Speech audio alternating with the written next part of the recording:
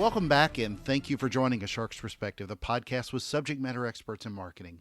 A reality that exists today, often with brands, is that in order for people to truly buy into the products and services that you deliver, they need to buy into who you are as a company. On one end is the selling of the products and services that affects your company's bottom line. And on the other end of that spectrum, though, is the ability to sell who you are as an organization. Regardless of how big you are, you should be able to plot your employees and be able to move throughout that spectrum. Ben Tamblyn is the Director of Storytelling at Microsoft and a subject matter expert with some amazing stories to tell about how Microsoft is changing and stories about how technology is empowering people. And on this episode, we'll discuss how people sit at the center of the product or service you are selling and how telling great stories about your brand is a shared responsibility for all. It's not a job title, it's a job for every single person. So let's listen to Ben read a story or two to this shark on this episode of A Shark's Perspective. Ben, thank you so much for joining us on A Shark's Perspective. If you would, tell us a little bit about your background and career thus far. Yeah, you bet. Ken, thanks so much for having me. It's a great opportunity to not only sit down with you, but also to, I guess, kind of share a little bit about what Microsoft is up to. Yeah. I've always thought of Microsoft as a pretty fascinating company, long before I even joined them. I could see a company even 15, 16 years ago that, if I'm honest, I think of Microsoft in many ways as a company that is largely misunderstood. And I think that was what attracted me to joining Microsoft, I guess sort of 14 or 15 years ago. And I think one of the things I sort of realized was that, even if you were to walk down a main street, even in somewhere like Seattle, Washington, and ask people to give you, perhaps three things that they think define Microsoft, I would imagine you come up with, a combination of Bill Gates, Windows for sure, and perhaps Office I or was even going to say Excel. Excel. Yeah. Yeah, that's right, Excel, right? um, and the simple reality is that if you think about that today, Bill Gates was an incredible founder of the company, but hasn't actually worked at the company full time now for about 15 years. If you think about Windows, it's been a fantastic operating system, and it's helped shape an entire technology ecosystem. But as new technologies have emerged and evolved, I think our reliance on, what we would traditionally consider an operating system, I think is fundamentally shifting. And then, if you think about something like Excel or even Xbox, those are incredible products for Microsoft, but I think it's fair to say they don't necessarily define who we are as a company. My career, certainly at Microsoft, my career today, I think my career and my role in the future is somewhat very, very similar. My job is to ultimately help people, better understand who Microsoft are as a company. Mm-hmm. And invariably, I think, being able to tell really great stories is a way of being able to help people just understand who we are and what we stand for in a way that's meaningful and compelling. So, what were you doing prior to Microsoft? What brought you to them?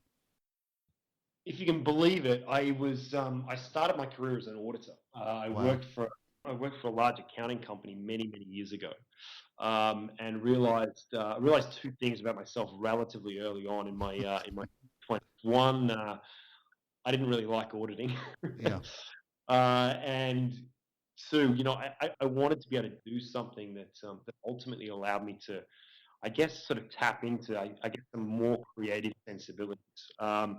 And I'd love to say balancing a budget or balancing a spreadsheet did that for me, but I think what I was looking for was something just a little more different.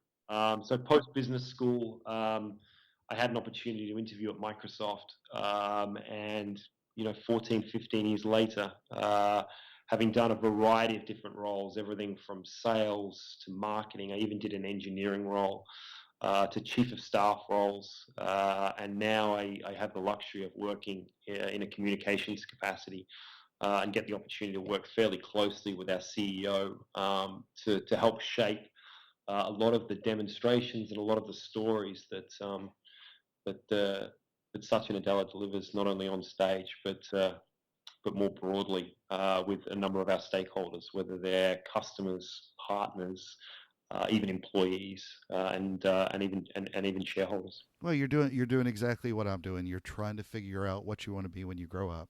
So That's right, I'm yeah. And not there until yet. Yeah, I'm kind of hoping the notion of growing up never really happens. You know, exactly. I still think I still think it's important to have a childlike curiosity, even as you get older, because I think that's ultimately what keeps you young and keeps things fresh. Exactly. So then let's talk a little bit, go into some detail, if you will, a little bit Mm. about the storytelling strategy that is shaping Microsoft's, perception going forward. I mean, what kind of content and stories are you building and using and creating to shift that perception?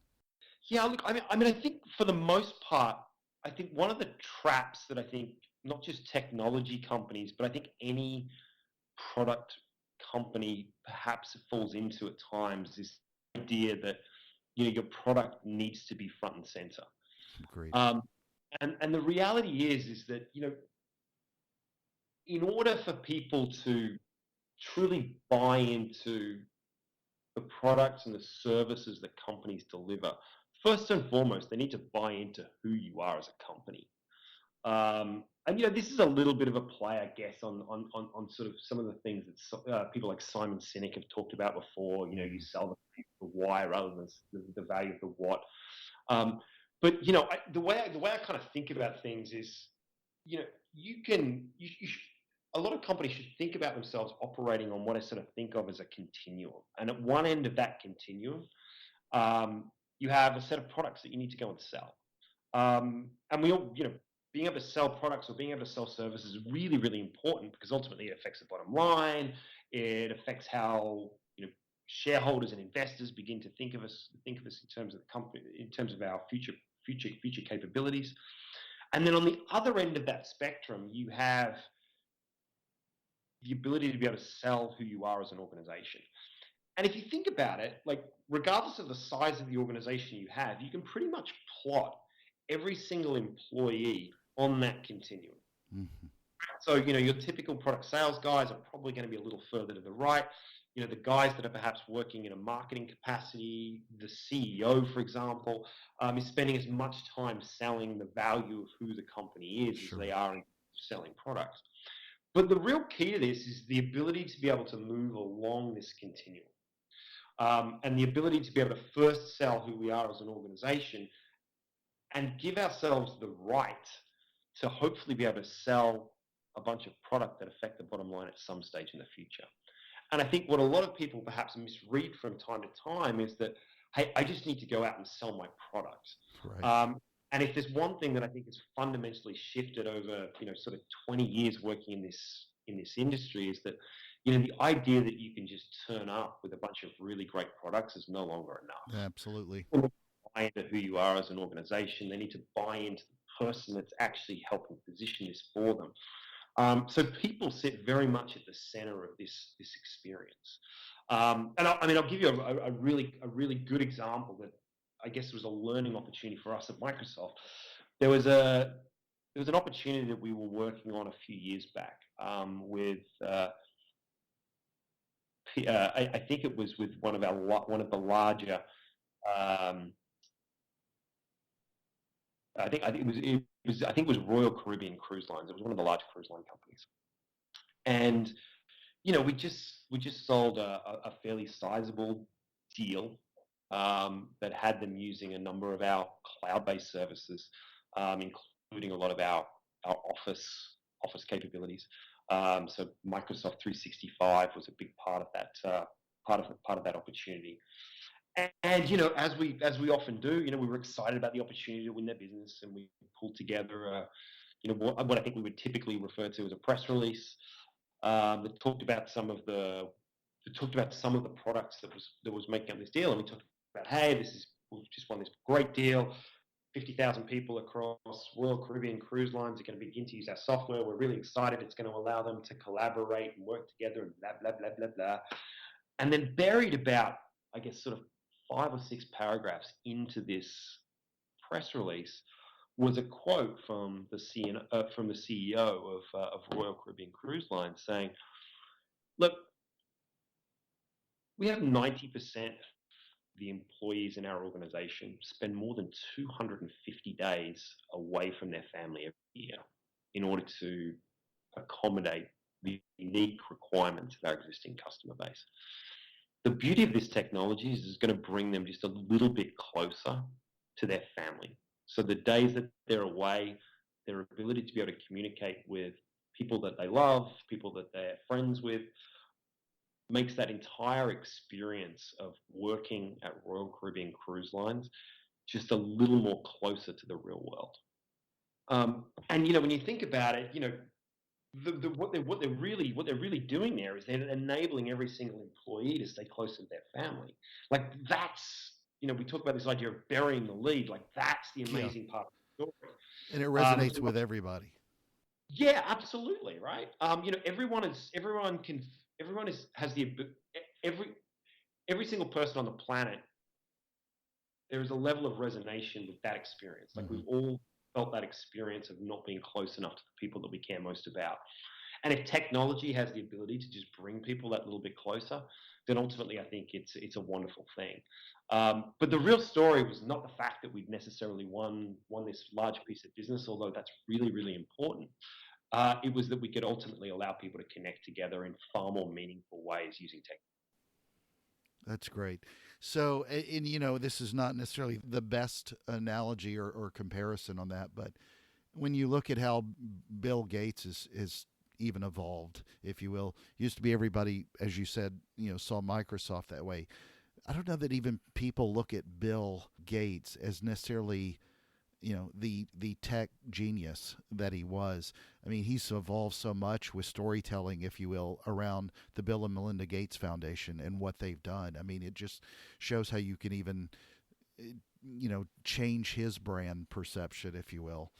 Yeah, I mean, I think Bill's a fascinating character. Like, not only does he have incredible perception and insight in terms of where technology's going, but if I think about the transition that he's made as he's moved over into the foundation, I would almost argue some of the technology that they're using, it's not necessarily digital technology as most of the world would view it today. But some of the work that they've done in terms of eradicating things like polio and using technology to be able to better understand the types of health outcomes that ultimately have impact for people in every single part of the world. I think is truly fascinating. And in many ways, I almost sort of think of the work that Bill did not only in founding Microsoft, but the work that Bill did over an illustrious career at Microsoft. In a weird way, I think kind of built a foundation for him to go off and take his understanding and his unique insights and knowledge of technology and apply it in truly, truly world-changing ways. Exactly. So I think there's a lot of parallels that I think can be drawn based on that technology experience and how it then gets applied to solving real world problems. Yeah, and you think of when he started the company, and that's back when people were using compact computers and floppy disks. So, find many people that even know what those are today. Let's dive in then. I mean, they were working on tape even before that's that. true. Like the first basic interpreter Exactly. was a glorified. It was a computer for sure, but it was we would think of that technology as being pretty primitive today. So then, as a storyteller, can you give some guidance to us marketers out there how to apply, some strategic tactics that elevate brand storytelling? I mean, what are some of the pointers that you often give, including in the presentations that I've seen? Yeah, I mean, look, I think there's a couple of things I'd probably call out. I think first and foremost, and it kind of builds on a point I made before, which is this idea that if your product is at the center of the story that you're telling, then maybe your story is not as compelling as you think it is. I tend to think that products make for fairly crappy stories, if I'm honest. And I think there's a lot we can learn from stories that have been told to us in the past. Typically a really great story, it typically has a couple of key elements. There's typically a hero, there's a villain, there's a cast of other characters, and then ultimately there's some level of conflict, suspense, or tension that ultimately allows for some level of call to action, and most importantly, some level of people transformation.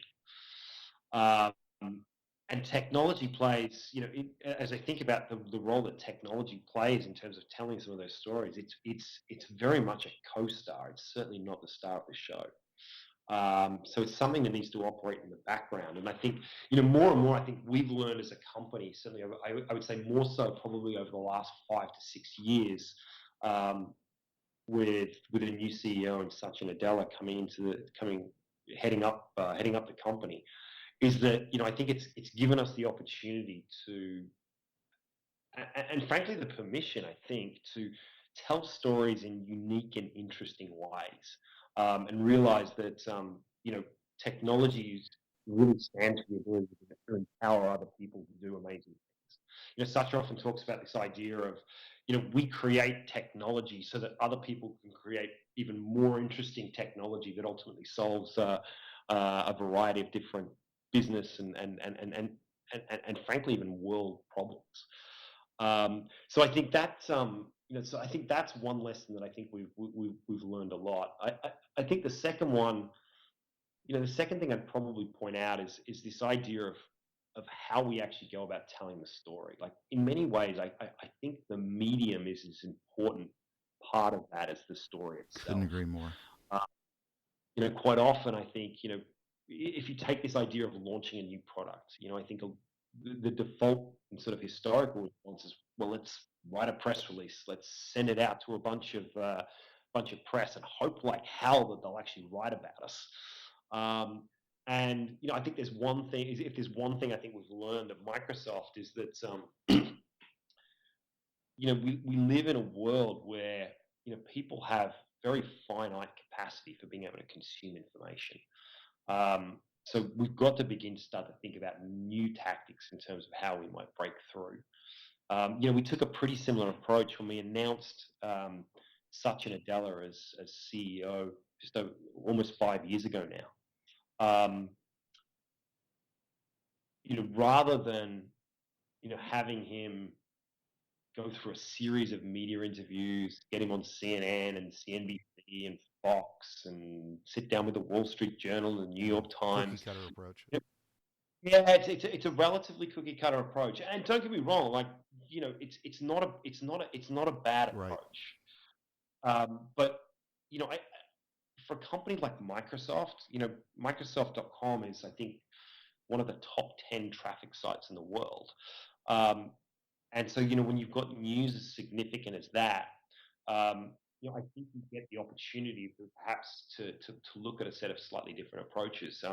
What we made available to the press when we announced Satya as CEO was we provided them with one really great photograph, which was a photograph of the three CEOs of Microsoft, Bill Gates, Steve Ballmer, and Satya Nadella.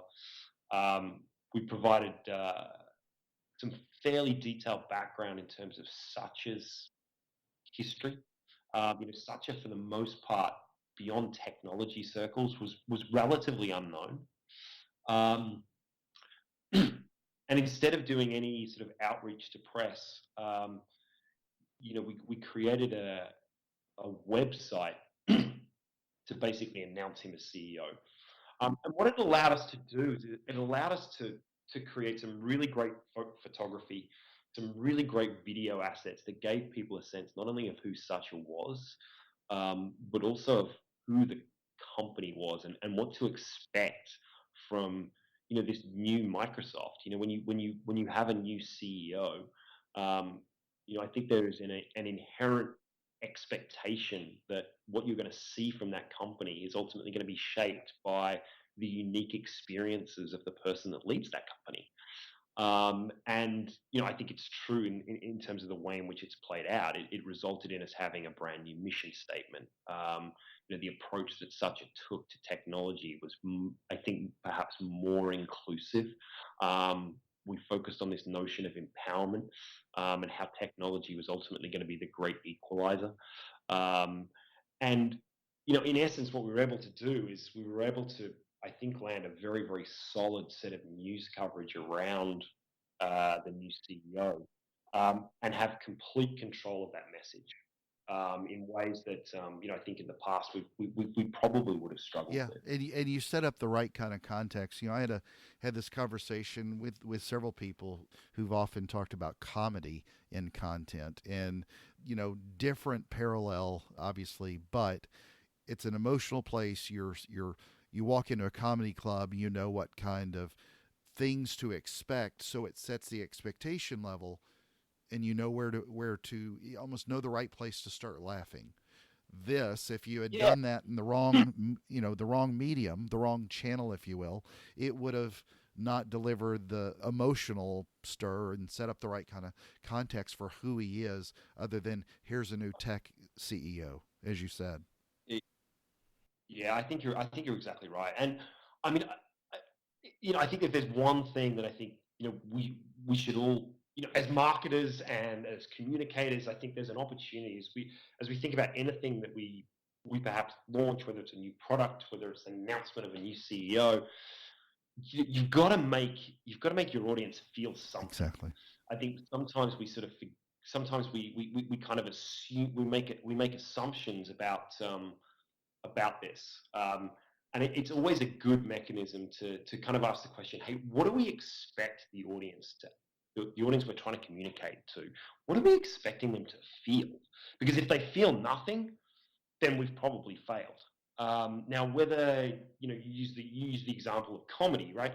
But whether it's designed to make people laugh, whether it's designed to make people cry, whether it's designed to make people think differently about the world, like we've just got to give them the space and the opportunity to just think differently about what we're actually communicating.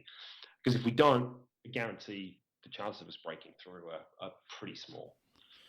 Yeah, and emotion is just such a driver that can help with brand impact.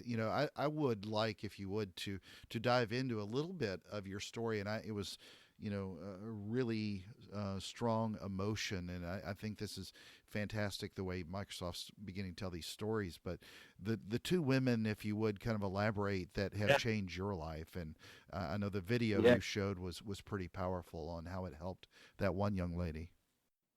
yeah. So I'll give you a little bit of context. This was the original video was actually shot as part of a program that was run in the UK by the BBC. It was called the Big Life Fix, and the premise of the show is that they would basically bring together a bunch of technologists, and I use the term technologists very, very broadly. It's everyone from sort of scientists to researchers to people that work within the technology industry. Um, and in essence, they were basically posed a series of problems that were very, very specific to individuals. And it just so happened that one of the people that was participating on this show is a girl called Haiyan Zhang. As it happens, Haiyan and I actually grew up in the same town, not too far apart, about 10 miles apart. We actually never knew each other until probably 3 or 4 years ago. And one of the problems that she was tasked with was to work with a girl called Emma Lawton. Emma is 33 years old. She is a graphic designer by trade. And about 3 or 4 years ago, she was diagnosed with early onset Parkinson's disease, which, as you can probably imagine, at the age of 33, Mm, um, amazing. sadly, it's more common than I think a lot of people Sure. think. I think we have a perception about Parkinson's disease as being something that is exclusively for people that are perhaps a little older, and the reality is that it affects people across a number of different age groups and demographic. And one of the things that I think Emma in particular I think was really struggling with was, as a graphic designer, she relies on the ability to be able to sketch and draw. Um, and so one of the things that Haiyan was sort of charged with was hey, what is it that we can do with technology that would ultimately allow someone with Parkinson's disease to just get a greater level of independence back in terms of not only her career, but also in terms of her life. Um, and Hyann tried out a bunch of different prototype type solutions. And one of the things that they looked at very, very specifically was this idea of leveraging a set of coin cell motors that in essence vibrate. And one of the things that is often associated with Parkinson's is you, know, you will often find people sort of shaking or having tremors. And in essence, what those coin cell motors were designed to do were to, in essence, operate with the opposite level effect, to, in essence, vibrate against the tremor, so that ultimately what it would allow Emma's hand to do was, in essence, to trick her brain to thinking that actually my hand is very, very steady. So the net of this is we were able to create a prototype device that looked very, very similar to a watch that, as I said, would vibrate in reverse to counteract the tremors that Emma was actually experiencing. And it's very, very early days. We've done very, very limited testing, but ultimately, what it allowed Emma to do was to do very, very simple things like be able to draw straight lines, or to be able to draw boxes, or God, even write her name in a way that felt very, very, very legible. And so, when I talk about this idea, and I talk about this idea of Microsoft being this misunderstood company, this for me is a great example of us being able to take a very, very difficult problem. Let me pause you, because as you were showing that video at that moment, when she's able to draw and the tears start coming, I mean, there were 100 tables out in that ballroom. You could have sold tissue for $100 a Kleenex because or a tissue because of people were really resonating with that emotion and what that technology, what Microsoft's doing to help people. It was amazing. Yeah, I mean, I think, and this is the thing, is for me, what makes that story great actually has nothing to do with Exactly. Microsoft at all. It's about the incredible relationship between these two people, the trust relationship that they were able to develop, the ability to be able to look at an extremely challenging problem and look at it in ways that perhaps haven't been thought of in the past, and leveraging technology as a way to begin to be able to provide the glue that ultimately takes us from one very challenging situation to an area where, as I said, it gave Emma a greater level of independence. And the thing for me is, having spent a good amount of time with both Hyann and Emma over the last couple of years, is just the incredible humility of both of them. Their ability to realize that what we were trying to do with this is not necessarily about trying to create a cure for Parkinson's disease. It was simply about being able to empower someone in a way that we simply hadn't been Yeah. possible in the past. And so when I think about the role of technology, people often talk about this idea that technology has the ability to truly change the world. Like these are the reasons that many of us work for companies like Microsoft. It's the ability to be able to work on these kinds of stories, on these kinds of projects, and know that we really are creating a set of technology and a set of building blocks that are designed to ultimately help Well, people. you can hear it in your passion as well. I mean, it's got to be Yeah, such an honor to work there and tell those kind of stories. yeah, and I mean, these are the kinds of stories that I think often don't get told. Agreed. Um, I think we in the constant pursuit for trying to drive more, to drive greater levels of productivity gains, to continue to increase a share price, to build brand new product experiences. I think when we can actually just take a step back, take a deep breath, and look for opportunities that really do give people uh, an opportunity to do something that wasn't possible in the past. You know, there's a humanity to it that I think is very, very real. And I think a big part of telling great stories is being able to identify where that humanity exists and make sure that you can shine the brightest light possible on it. Agreed. I love how storytelling is really evolving in marketing because, like you said earlier, I mean, you could have 10 years ago just held a lot of marketers would have just held an advertisement in front of somebody's face and said buy, buy, buy. This is this is the way to actually make someone remember your product, remember or want to buy your product.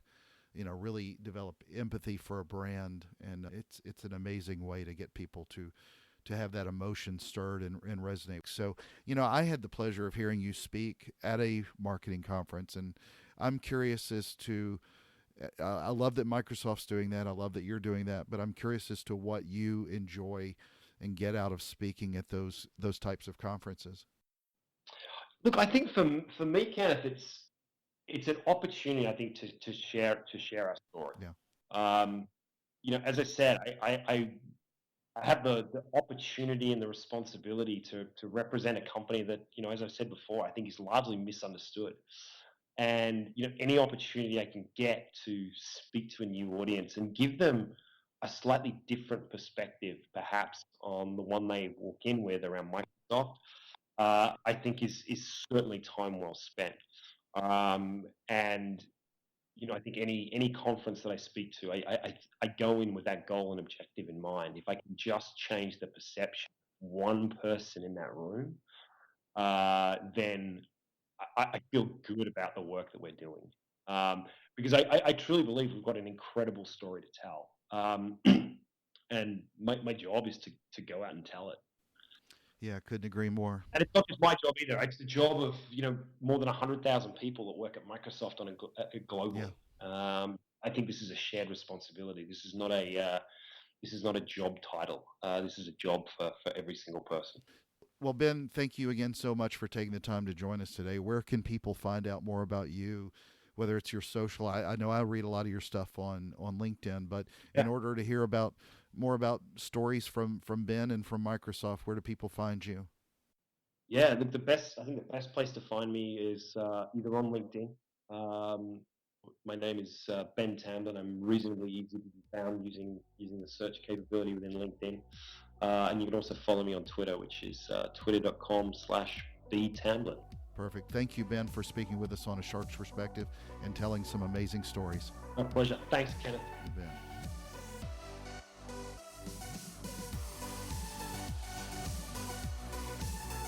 So there was my conversation with Ben Tamblyn, the Director of Storytelling at Microsoft. Let's take a look at 3 key takeaways from my conversation with him. First, and I quote, "If your product is at the center of the story you're telling, then maybe your story is not as compelling as you think it is." Ben's example of a massive sale for Microsoft was not the real story. That the client could ultimately allow its employees to connect together in far more meaningful ways using Microsoft's technology, that was the real story.